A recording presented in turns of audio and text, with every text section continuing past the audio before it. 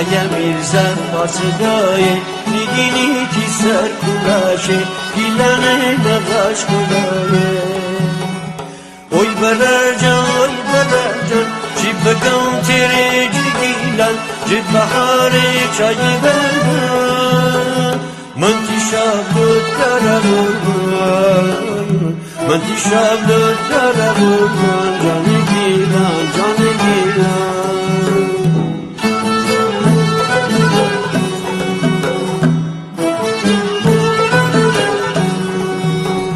مالکی کلندری رار گل جیخیل نهباز گل شفق نهباز باغن دارم تنیف ساز من تی زیتون دارم من تی زیتون دارم جان گیرم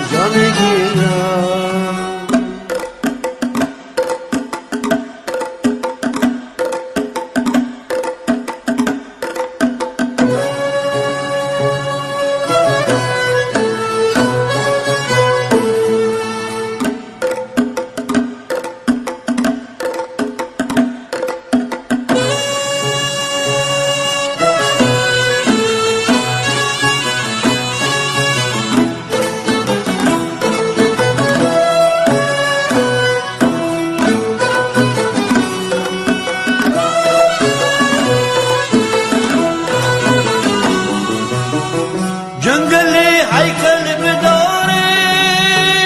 اونی عین سبز زاره هر دو جای شکاره هم شکار بانه بکاره oy بررجان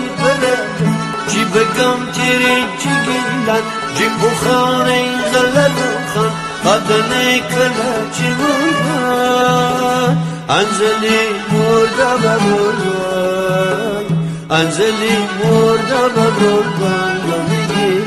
جان گیلان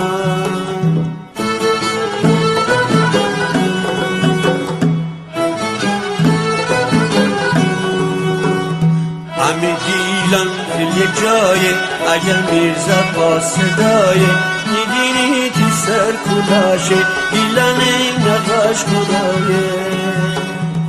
oy بررجان چی بگم تیره چی گیلان چی تونین چی کجی پیلان چی کلین مای سفیدان من تی گو